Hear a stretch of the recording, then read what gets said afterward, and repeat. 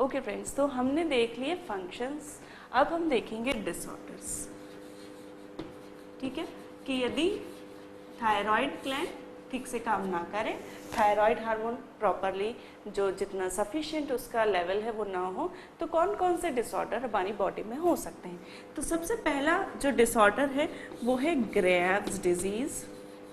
और Graves disease को जो है एक्सॉफ्थैल्मिक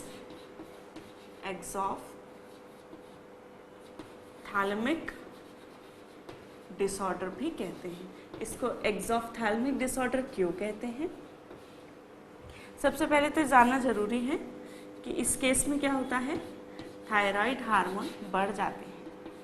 ठीक, जब थायराइड हार्मोन बढ़ जाते हैं तो उसे हाइपरथायराइड कहते हैं। ठीक, ओके, तो इसको एक्सऑफ्थैल्मिक गॉइटर क्यों कहते हैं? एक्स मतलब एक्सटर्नली, ऑफ्थैल्मिक, ऑफ्थैल्म मतलब होता है आईज, तो ऑफ्थैल्मिक मतलब कि आईज, तो एक्सऑफ्थैल्मिक मतलब जिसमें कि आईज जो है वो प्रोट्रूडिंग हो, बाहर निकली हुई हो। तो लाइक दिस जो है ये बल्जिंग होती है इसमें आई बॉल की। इन दिस डिसऑर्डर जो आई बॉल्स हैं वो बल्ज आउट दिखती हैं। ठीक है, ज़्यादा बाहर निकली हुई हमें दिखेंगी, इसीलिए इसे कहते हैं एक्सऑफ्थैल्मिक गॉइटर। अब इस डिजीज में क्या होता है कि जो ग्लैंड है उसका एनलार्ज हो जाती है वो, और वो क्या करती है, एनलार्ज ग्लैंड ज़्यादा थायराइड सिक्रीट करने लगती है। ठीक है, और जब वो ज़्यादा थायराइड जो हार्मोन है वो सिक्रीट करने लगेगी तो वो क्या करेगी, बेसल मेटाबॉलिक रेट को बहुत बढ़ा देगी। और जब बेसल मेटाबॉलिक रेट बढ़ेगी तो ऑक्सीडेशन और एनर्जी प्रोडक्शन बढ़ेगा।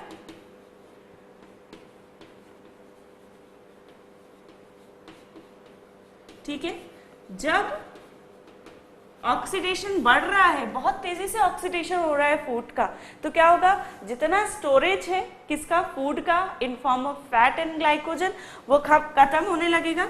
ठीक है, डिक्रीज्ड बॉडी फैट,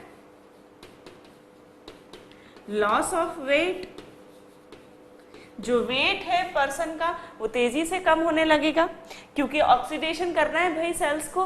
तो जब ऑक्सीडेशन तेजी से हो रहा है तो फूड चाहिए ऑक्सीडेशन के लिए, तो क्या होगा, बॉडी फैट कम होने लगेगी, वेट कम होने लगेगा, और जो एपेटाइट है वो भी बढ़ जाएगी, इंक्रीज हो जाएगी एपेटाइट। अब क्या हो रहा है, ठीक है, ये तीनों चीजें हो रही है। अब एनर्जी प्रोडक्शन जब ज्यादा हो रहा है तो क्या होगा, जो पेशेंट होगा उसको गर्मी ज्यादा लगेगी, बॉडी हीट जो है उसकी बढ़ने लगेगी, तो इंक्रीज हो जाएगी बॉडी हीट। ठीक है, अब यदि बॉडी को जो है ऑक्सीजन जल्दी चाहिए, ठीक है, ऑक्सीडेशन के लिए दो चीजें चाहिए, एक तो चाहिए फूड और एक चाहिए ऑक्सीजन। जब फूड ज्यादा चाहिए तो क्या हो रहा है, बॉडी फैट कम हो रही है, वेट कम हो रहा है उसके कारण, और एपेटाइट ज्यादा हो रही है, जिससे कि फूड अंदर आए बॉडी के। अब ऑक्सीजन ज्यादा चाहिए तो क्या होगा, ठीक है, ऑक्सीजन जब ज्यादा चाहिए तो क्या करेगा वो ऑक्सीजन,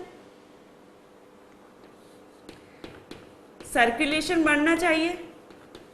सर्कुलेशन बढ़ने के कारण हार्ट जो है वो तेजी से पंप करने लगेगा, हार्ट बीट होने लगेगा। ठीक है, हार्ट बीट जो है वो बहुत तेजी जो इंक्रीज हो जाएंगे हार्ट बीट, क्योंकि आउटपुट ज़्यादा होना चाहिए, कार्डियक आउटपुट इंक्रीज सर्कुलेशन के लिए, और उसके लिए हार्ट तेजी से जो है बीट करेगा, फास्टर बीट करेगा, तो हार्ट बीट जो है वो बढ़ जाएगी।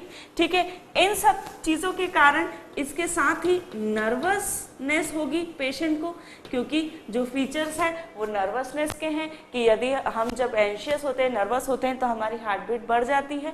ठीक है, तो that will again causes the nervousness due to the bodily changes. Then irritability भी cause करेगा। क्यों?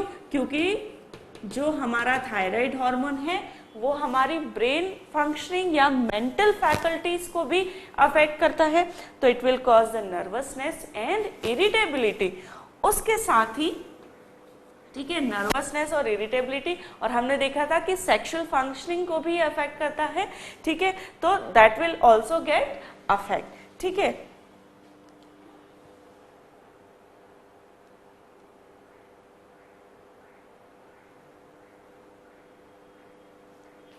ठीक है। और मैंने आपको जैसे कहा लॉस ऑफ वेट जो है ये कॉज करता है, तो जो लॉस ऑफ वेट है वो इमेसिएशन भी प्रोड्यूस करेगा। इमेसिएशन मतलब जो पर्सन है वो एकदम इमेसिएटेड, बहुत ही दुबला पतला हमें नजर आएगा, जिसे कहा गया है इमेसिएशन, ठीक है।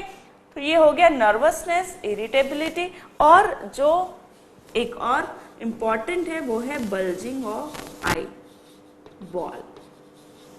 जो आई बॉल है उसकी बल्जिंग हमें दिखेगी और इसीलिए इसे कहते हैं एक्सोफ्थैल्मिक गॉइटर, ठीक है। तो एक्सोफ्थैल्मिक गॉइटर जिसे ग्रेव्स डिसीज कहते हैं, थायराइड एनलार्ज हो जाती है और बहुत ज़्यादा हार्मोन बनाने लगती है, जिसकी वजह से बीएमआर बढ़ जाती है, basal metabolic rate of body बढ़ जाती है, जिसके कारण जो सेल्स का ऑक्सीडेशन, सेल्स में जो फूड का ऑक्सीडेशन है वो फास्ट होने लगता है और इसलिए बॉडी फैट कम हो जाती है, बॉडी वेट कम हो जाता है, बॉडी इमेसिएटेड दिखने लगती है और एपेटाइट बढ़ जाती है, ठीक है।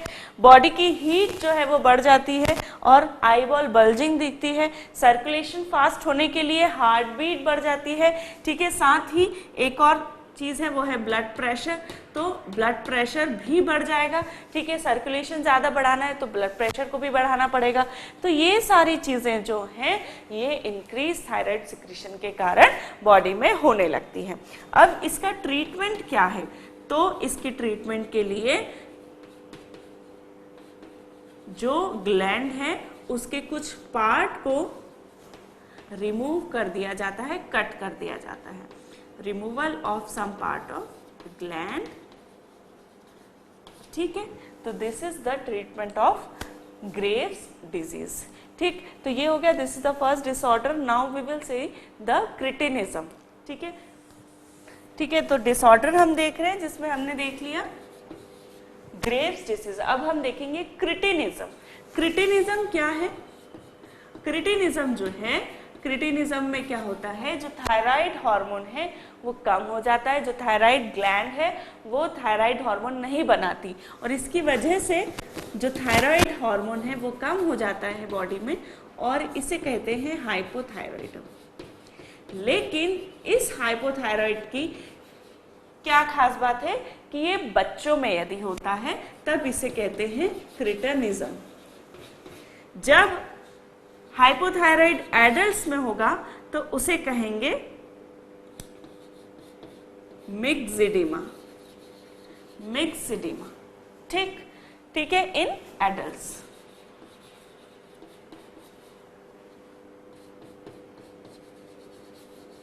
तो यदि थायराइड हार्मोन एडल्ट्स में कम हुआ तो वो अलग प्रकार के फीचर्स प्रोड्यूस करता है। अलग क्यों? क्योंकि जैसा कि हमने देखा कि थायराइड जो हार्मोन है वो एक मेंटल डेवलपमेंट, मेंटल जो है ग्रोथ को अफेक्ट करता है। इसलिए यदि इन्फेंट में थायराइड ग्लैंड कम हुई तो वो ज़्यादा खतरनाक है। क्यों? क्योंकि यदि इन्फेंट में बहुत समय तक थायराइड हार्मोन की कमी है, हाइपोथायराइड है, तो वो उसमें बहुत ज़्यादा डेंजरस इफेक्ट कॉज कर सकती है। क्यों? क्योंकि उस बच्चे का ब्रेन डेवलपमेंट जो है वो नहीं हो पाएगा, मेंटल रिटार्डेशन जो है उस बच्चे में आ जाएगी due to the iodine, due to the thyroid deficiency, ठीक है। तो क्रिटिनिज्म में जो है जब थायराइड यदि कम है तो क्या होगा? डिक्रीज बीएमआर है तो क्या करेगा वो? Decrease blood pressure, decrease heartbeat, ठीक है। हार्ट बीट और ब्लड प्रेशर दोनों कम होंगे, बॉडी हीट कम होगी, जो बच्चा है उसे ठंड ज़्यादा महसूस होगी, ठीक है, डिक्रीज बॉडी हीट। उसके बाद मेंटल रिटार्डेशन, जो अदर फीचर्स हैं वो हैं प्रोट्रूडेड टंग, ठीक है। टंग जो है बच्चे की बाहर जो है निकली हुई दिखेगी, बच्चा स्टूपिड, मेंटली रिटार्डेड दिखेगा, ठीक है, प्रोट्रूडेड टंग। उसके साथ ही पॉट बेली, जो बच्चे की बेली है वो कैसे दिखेगी? पॉट के लाइक दिखेगी। जो बच्चे का चेस्ट है वो पिजन चेस्ट किसे कहते हैं, या बैरल लाइक चेस्ट, जिसमें कि यूजुअली जो चेस्ट कैविटी होती है, जो थोरैसिक कैविटी होती है, वो कैसी होती है, साइड टू साइड उसका डायमीटर जो है वो ज़्यादा होता है as compare to front and back. लेकिन इन केस ऑफ जो क्रिटिनिज्म होता है, ठीक है, क्रिटिन, इस बेबी को जो है वो क्रिटिन कहते हैं, जिसे कि क्रिटिनिज्म हो, तो इस क्रिटिन में जो उसका चेस्ट होगा वो क्या होगा कि उसका फ्रंट और बैक का जो डायमीटर है वो बढ़ जाएगा और उसका चेस्ट बैरल लाइक दिखेगा, सिलेंड्रिकल दिखेगा। जबकि यूजुअली कैसा होता है, साइड टू साइड जो चेस्ट की कैविटी है वो डायमीटर उसका ज़्यादा होता है और फ्रंट टू बैक कम होता है। लेकिन इसमें बैरल लाइक या पिजन लाइक चेस्ट हो जाएगा, बल्जिंग रहेगी, स्टर्नम जो है वो बल्ज आउट दिखेगी। ठीक है, तो mental retardation, protruded tongue, pot belly and pigeon chest, these are the characteristic of cretinism. Infants में यदि थायराइड हार्मोन कम होने लगे तो ये उस बच्चे को प्रॉब्लम्स हो सकती हैं। ठीक है, अब देखते हैं मिक्सिडिमा, जो कि थायराइड हार्मोन यदि एडल्ट्स में कम हो तो ये मिक्सिडिमा कॉज करता है और ये वुमेन को ज़्यादा अफेक्ट करता है। तो वुमेन में ज़्यादा ये मिलता है मिक्सिडिमा। आजकल बहुत वैसे भी थायराइड इम्बैलेंस के केसेस जो हैं आप बहुत सुन रहे होंगे कि इसको थायराइड का प्रॉब्लम है, इसको थायराइड का प्रॉब्लम है। तो ये आजकल इम्बैलेंस बहुत हो रहा है, hormonal imbalance, and that is the stress और जो लाइफस्टाइल है, modern lifestyle, that is the cause of this imbalance. ठीक है, तो थायराइडिज्म जो है मोर इन वुमेन होता है। इसके कारण जो वुमेन है वो पफी दिखाई देती है। ठीक है, तो यूजुअली जो हमेशा यदि कोई बहुत फैटी है, बहुत जो है साइज जो है किसी वुमेन का या किसी लेडी का यदि हमें बहुत दिखता है तो हम सोचते हैं कि शी इज़ वेरी फैट, और we use to stereotyping, but there can be some disorder. जो फीमेल है उसे कुछ डिसऑर्डर भी हो सकता है। As in case of myxoedema में जो वुमेन रहेगी that will look very puffy. ठीक है, हमें बहुत मोटी दिखेगी और पफी दिखेगी। क्यों? क्योंकि जो बॉडी फैट है, ठीक है, क्योंकि थायराइड कम हो गया है तो बॉडी फैट जो है वो यूज़ नहीं हो पा रही है, जो भी वो फूड ले रही है वो यूज़ नहीं हो रहा है। ठीक है, लो एनर्जी वो दिखेगी। ठीक है, बॉडी हीट जो है वो कम होगी उसकी, ब्लड प्रेशर जो है वो कम होगा, हार्ट बीट जो है वो कम होगी, and in this case sexual development को भी, जो क्रिटिनिज्म है उसमें सेक्सुअल डेवलपमेंट को अफेक्ट करता है थायराइड। हाइपोथायराइड जो है क्रिटिनिज्म में सेक्सुअल डेवलपमेंट को भी अफेक्ट करता है और मिक्सिडिमा में सेक्सुअल फंक्शनिंग को अफेक्ट करेगा। ठीक, ओके।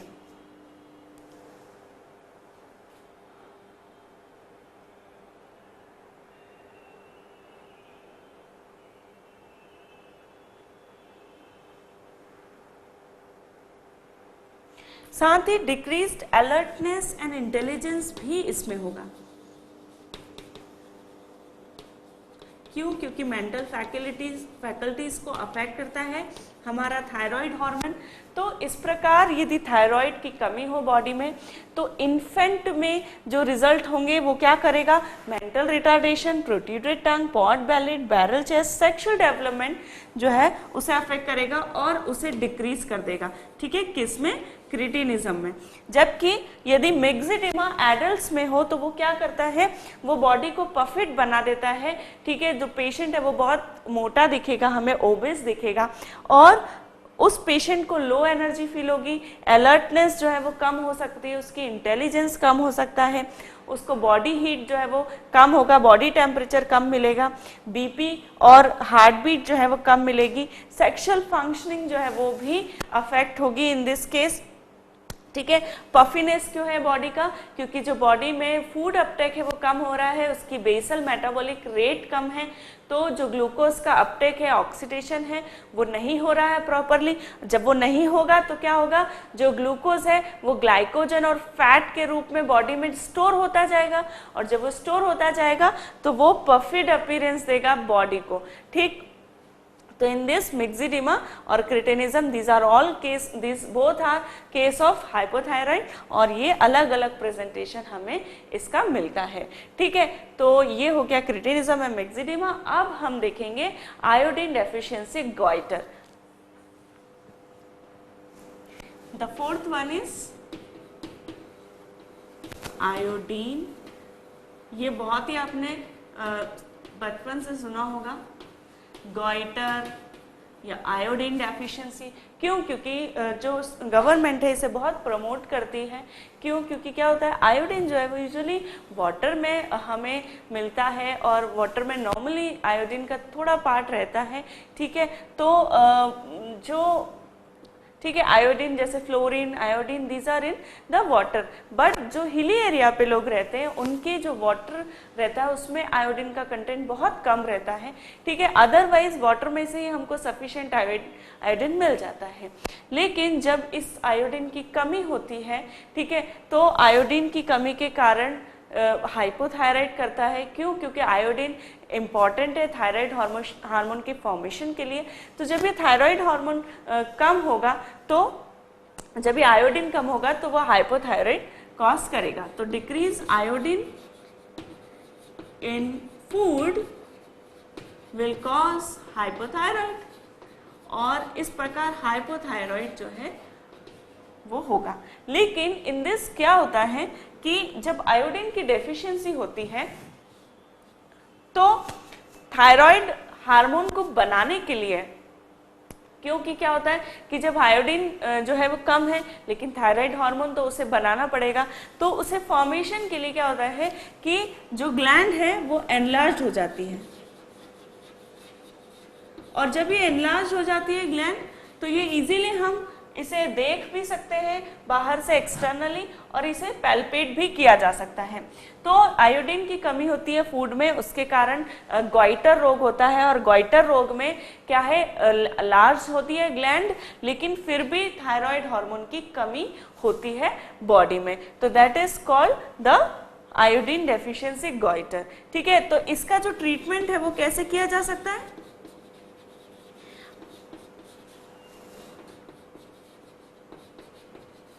आयोडीन फोर्टिफाइड फूड से मतलब क्या हो रहा है कि जो हम फूड खा रहे हैं, जैसे कि जो सॉल्ट है हमारा, आप देखा होगा सॉल्ट के पैकेट पे लिखा हुआ आयोडीन फोर्टिफाइड, दैट मीन्स कि उस सॉल्ट को आयोडीन से जो है आयोडीन उसमें मिलाया गया है, सो दैट हमें सॉल्ट में आयोडीन मिल जाए।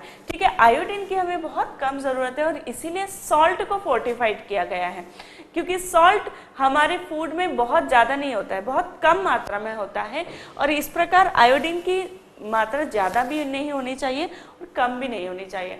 तो सॉल्ट को फोर्टिफाइड किया जाता है यूजुअली, सो दैट हमारी डाइट में हमें आयोडीन मिलता रहे। ठीक,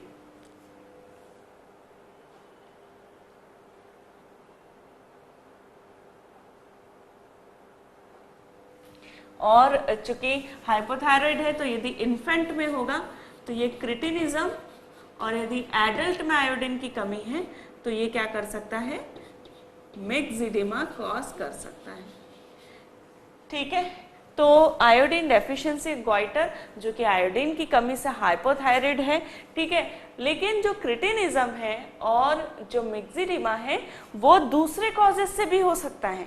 ठीक है, दूसरे डिसऑर्डर के कारण हाइपोथायराइड हो रहा है, तो that may lead to the myxedema in the adults and that may lead to cretinism in infants. But जब आयोडीन की कमी के कारण होगा तो that will call as iodine deficiency goiter and that will lead to cretinism और myxedema। ठीक है, तो इसका ट्रीटमेंट जो है वो फोर्टिफाइड कर सकते हैं फूड को आयोडीन से।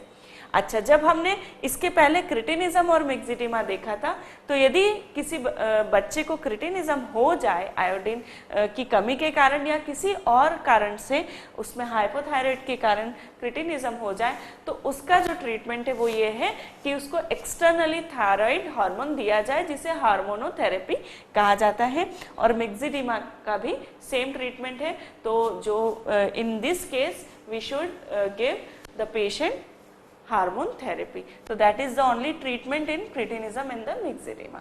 सो ये हमने पढ़ लिए हैं सारे डिसऑर्डर जो थायराइड ग्लैंड है उसके, ठीक है। ओके, तो थायराइड हार्मोन और उसके डिसऑर्डर हम पढ़ चुके हैं।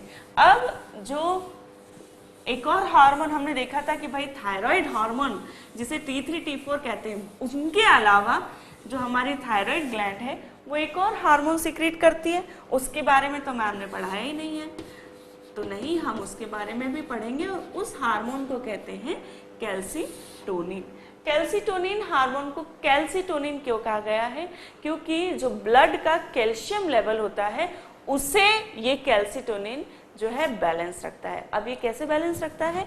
यदि इन एनी केस यदि कोई कैल्शियम का लेवल बढ़ जाए तो कैल्सीटोनिन सिक्रीट होगा और वो क्या करेगा? It will lead to decreased calcium level in blood. अब ये कैसे क्या होता है कि जो कैल्शियम है वो हमारे ब्लड में उसके एक पर्टिकुलर एक कांस्टेंट जो लेवल है, क्वांटिटी है, वो बनी रहना चाहिए। क्यों? क्योंकि आप पढ़ चुके हैं किसमें, एक तो मसल्स में हमने पढ़ा और एक हमने नर्व्स में हमने पढ़ा। तो मसल्स में हमने देखा था कि भाई कैल्शियम रिलीज जो है वो बहुत इंपॉर्टेंट है हमारा कॉन्ट्रैक्शन के लिए, मसल टोन के लिए। दूसरा नर्व्स में हमने पढ़ा था कि जब साइनेप्स पे जो है आदान प्रदान होता है किसका, एक्शन पोटेंशियल जब वहाँ जनरेट होता है, नर्व इम्पल्स जब वहाँ पे ट्रांसमिट होती है, तो फॉर दैट कैल्शियम जो थे वो बहुत ज़रूरी थे कि जब एक प्री सिनेप्टिक मेम्ब्रेन की परमेबिलिटी बढ़ जाती है और कैल्शियम आयन अंदर आते हैं तो क्या होता है, वेसाइकल्स ब्रेक डाउन हो जाते हैं, एसिटिल कोलाइन रिलीज करते हैं और फिर वो एसिटिल कोलाइन रिसेप्टर जो कि पोस्ट सिनेप्टिक मेम्ब्रेन पे हैं उससे जुड़ जाते हैं और एक्शन पोटेंशियल जनरेट करते हैं। तो कैल्शियम का एक लेवल ब्लड में बहुत ही इंपॉर्टेंट होता है और इस कैल्शियम लेवल को दो हार्मोन बैलेंस में रखते हैं। एक तो होता है कैल्सीटोनिन और एक होता है पैराथार्मोन। पैराथार्मोन जो होता है वो पैराथायराइड ग्लैंड से सिक्रीट होता है, उसके बारे में हम कैल्सीटोनिन के बाद में पढ़ेंगे। तो जो पैराथार्मोन होता है वो यदि ब्लड में कैल्शियम का लेवल कम है तो वो उसे बढ़ा देते हैं, और कैल्सीटोनिन जो है यदि कैल्शियम बहुत ज़्यादा मात्रा में है ब्लड में तो वो उसे कम कर देगा। ठीक है, क्योंकि यदि बहुत ज़्यादा कैल्शियम ब्लड में है तो वो क्या कर सकता है, हाई मसल टोन कॉज कर सकता है, बॉडी जो है वो स्पाज्म में जा सकती है, जो कॉन्ट्रैक्शन है मसल्स में वो कंटिन्यू रहेगा और मसल रिलैक्स नहीं हो पाएगी। तो कैल्शियम का ज़्यादा होना भी ठीक नहीं है और कैल्शियम का कम होना भी ठीक नहीं है। तो यदि कैल्शियम का लेवल ब्लड में बढ़ जाता है तो वो क्या होता है, कैल्शियम लेवल को कम करता है कैल्सीटोनिन। अब ये कैसे कम करता है, तो ये बोन्स को, अब कैल्शियम ब्लड में आता कैसे है, एक तो आता है डाइट से। ठीक है, कैल्शियम लेवल, कैल्शियम के मेटाबॉलिज्म जानना हमें ज़रूरी है। जो कैल्शियम है जो हम डाइट लेते हैं, ठीक है, जैसे कि मिल्क लिया हमने तो मिल्क में कैल्शियम है, तो जब वो इंटेस्टाइन से होके गुजरेगा तो वहाँ पे कैल्शियम का एब्जॉर्प्शन किया जाएगा, किसमें, ब्लड में। तो वहाँ से एब्जॉर्प्शन, तो कैल्शियम किन किन तरीकों से आ रहा है, एक तो आ रहा है फूड में से, दूसरा जो बोन्स रहती हैं हमारी उनमें कैल्शियम जो है वो क्या रहता है, स्टोर रहता है। ठीक है, तो स्टोरेज का काम करती है बोन्स कैल्शियम का, और जब कैल्शियम ब्लड में कम हो तो बोन्स उसे रिलीज करने लगती हैं ताकि हमारे ब्लड में उसका एक पर्टिकुलर लेवल बना रहे। लेकिन जब कैल्शियम का लेवल कम रहता है ब्लड में तो बोन रिलीज कर देती हैं, लेकिन यदि ज़्यादा होता है तो कैल्सीटोनिन हार्मोन बोन्स को कहता है to do not release the calcium because that is enough calcium in our blood. तो ये काम जो है वो कैल्शियम कराता है और ब्लड लेवल में कम कराता है। साथ ही यदि कैल्शियम लेवल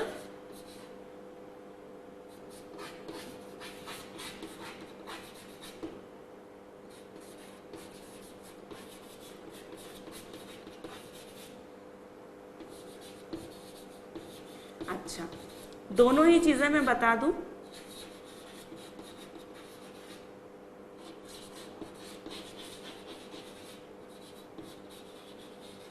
ठीक है, तो आप यहाँ देख सकते हैं कि कैल्शियम का जो लेवल है वो किस प्रकार से ब्लड में आता है। तो फूड जो हम लेते हैं उसमें से एब्जॉर्प्शन हो जाता है कैल्शियम, और यदि हमें ज़रूरत नहीं है तो जो एक्स्ट्रा कैल्शियम है वो एक्सक्रीट कर दिया जाता है। बोन्स में से यदि ब्लड लेवल कम है कैल्शियम का तो बोन्स में से रिलीज कर दिया जाता है, और यदि ब्लड में कैल्शियम का लेवल ज़्यादा है तो बोन्स उसे स्टोर रखती है और रिलीज नहीं करती। यूरिन में यदि ब्लड में कैल्शियम लेवल प्रॉपर जो है ठीक है, या कहें ज़्यादा है कैल्शियम का लेवल, तो यूरिन में से एक्सक्रीट कर दिया जाता है कैल्शियम को। लेकिन यदि कैल्शियम लेवल कम है तो यूरिन में एक्सक्रीट नहीं करा जाता, उसे एब्जॉर्ब कर लिया जाता है। तो इन 3 प्रकार से जो कैल्शियम है या तो उसे स्टोर कर लिया जाता है, या तो उसे एब्जॉर्ब कर लिया जाता है ब्लड में, या फिर ये उसे रिलीज कर दिया जाता है। तो इन 2 तरीकों से कैल्शियम का लेवल ब्लड में मेंटेन किया जाता है, और इस कैल्शियम के लेवल को मेंटेन करने के लिए कैल्सिटोनिन और parathormone are the important hormone. ठीक है, तो कैल्सिटोनिन हमने पढ़ा थायराइड हार्मोन में। पैराथार्मोन हार्मोन जो होता है वो पैराथायराइड ग्लैंड से सिक्रीट किया जाता है। चूंकि हम यहाँ पे कैल्शियम मेटाबॉलिज्म पढ़ ही रहे हैं तो मैं आपको पैराथार्मोन भी यहाँ पे पढ़ा देती हूँ। ठीक है, और I will erase this thyroid so you don't confuse with thyroid gland. ठीक है, तो थायराइड ग्लैंड हम पढ़ चुके हैं, उसके तीनों हार्मोन जो है हमने पढ़ लिए। अब हम देख रहे हैं पैराथायराइड ग्लैंड।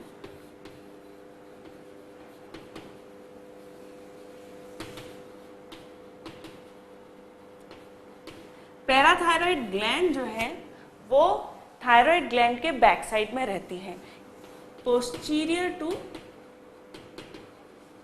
Thyroid gland. ये थायराइड ग्लैंड में ये जो बैक साइड में रहती है, और इसके 4 लोब्स होते हैं, 2 lobes on each side.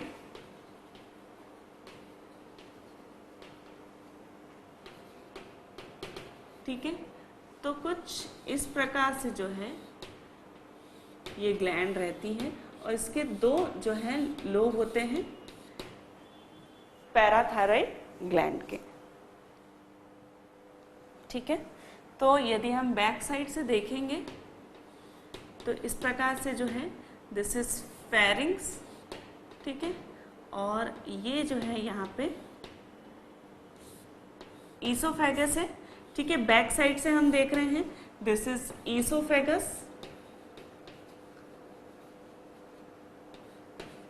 Left lobes of parathyroid.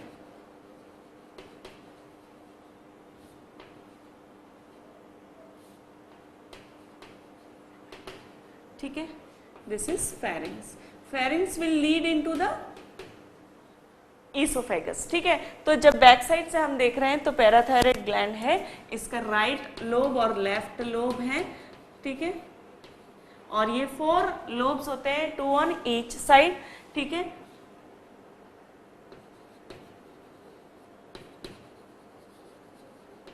Small होती है।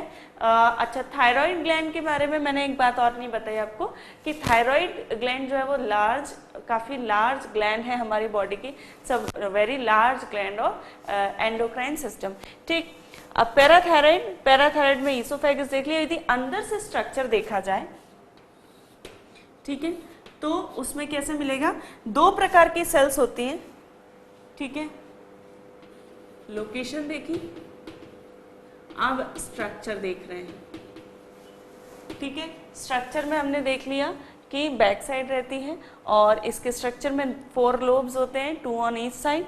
अब यदि अंदर द स्ट्रक्चर देखा जाए तो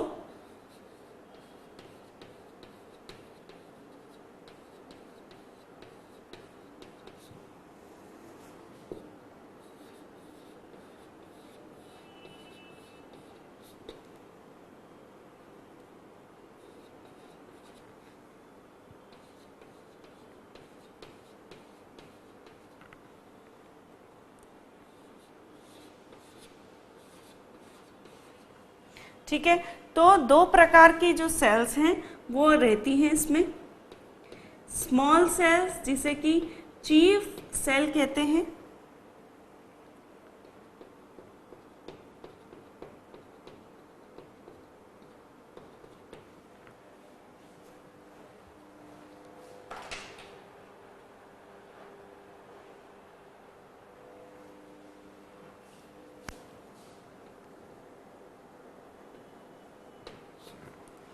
ठीक है। तो जो स्मॉल सेल्स होती हैं उन्हें चीफ सेल कहा जाता है। चीफ सेल्स जो हैं वो पैराथॉर्मोन सिक्रीट करती हैं। जो अन्य सेल होती हैं जो कि लार्ज होती हैं उन्हें ऑक्सीफिल कहा जाता है, ऑक्सीफिल सेल्स। और बीच में जो है यहाँ पे आप देख सकते हैं ये ब्लड वेसल्स हैं, ठीक है। तो दीज आर ब्लड वेसल्स, ठीक है। तो कुछ इस प्रकार का जो स्ट्रक्चर है वो सॉलिड स्ट्रक्चर रहता है पैराथायरॉइड ग्लैंड का। और अंदर जो है दो प्रकार की सेल्स होती हैं, चीफ सेल एंड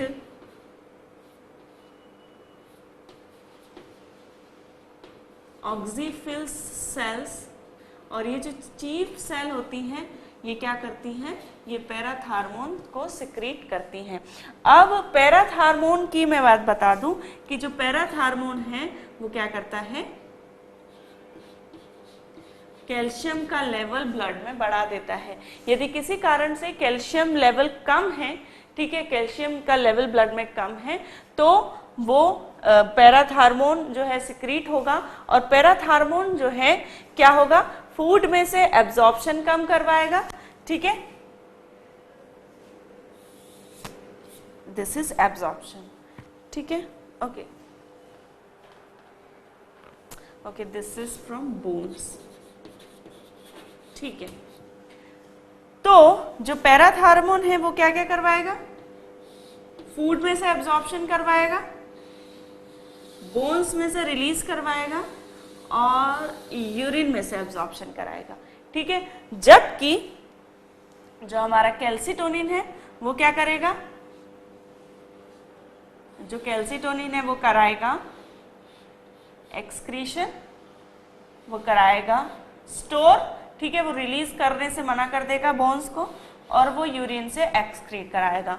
और इन दिस वे जो कैल्सिटोनिन और पैराथॉर्मोन है वो दोनों बैलेंस को बनाए रखते हैं, वो कैल्शियम का एक प्रॉपर लेवल मेंटेन करके रखते हैं हमारे ब्लड में, ठीक है। तो कैल्सिटोनिन, और इसीलिए कैल्सिटोनिन के साथ हमने पैराथॉर्मोन पढ़ा, पैराथायरॉइड ग्लैंड पढ़ी, क्योंकि पैराथॉर्मोन कैल्शियम की जो लेवल है उसे मेंटेन करके रखता है, ठीक है,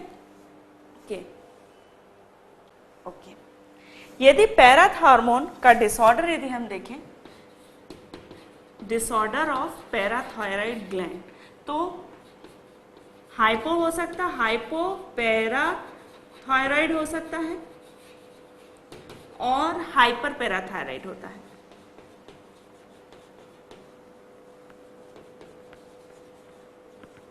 ठीक है। तो हाइपो पैराथायरॉइड क्या है, हाइपोपैराथायरॉइड मतलब कि जो पैराथायरॉइड हार्मोन है उसका सिक्रीशन कम हो रहा है। और यदि हाइपोपैराथायरॉइड है मतलब कि पैराथॉर्मोन का सिक्रीशन कम हो रहा है, तो ब्लड में कैल्शियम का लेवल भी कम होगा। It will cause the decreased calcium level into the blood. अब कैल्शियम हमने देखा था किस लिए जरूरी था, हमारा कैल्शियम मसल्स की जो रिलैक्सेशन है उसके लिए जरूरी था। और जब यदि कैल्शियम नहीं होगा तो मसल का रिलैक्सेशन नहीं होगा और ये क्या करेगी, मसल टोन बढ़ाएगी, मसल को कॉन्ट्रैक्शन में रखेगी, जिसे कि कहते हैं टिटैनी।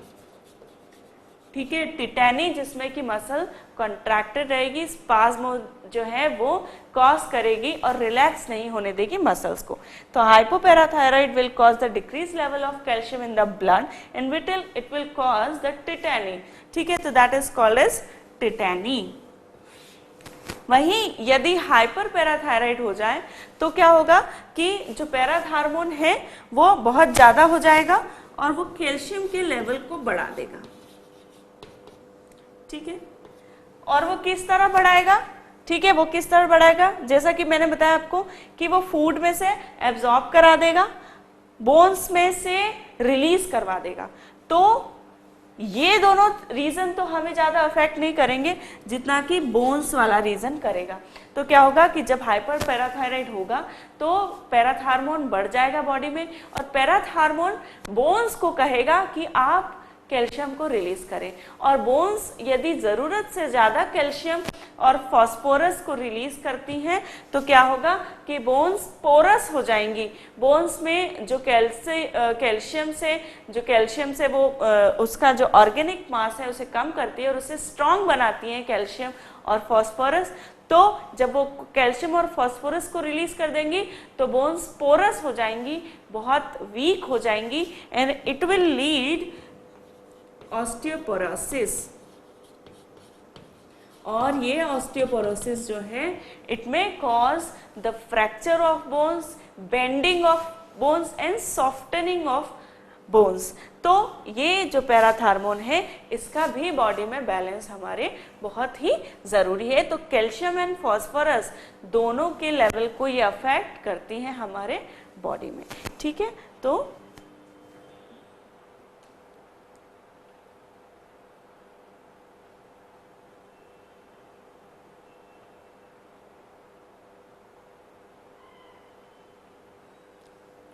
ठीक है, तो ये हो गए अपना thyroid gland and parathyroid gland, जिसमें हमने दोनों के ही हार्मोन्स देखे, उनके फंक्शंस देखे और उनके डिसऑर्डर देखे कि यदि उनका लेवल कम या ज़्यादा होगा तो वो क्या कॉज करेंगी। ठीक है, तो this is all about thyroid and parathyroid. अब हम पढ़ेंगे द नेक्स्ट ग्लैंड।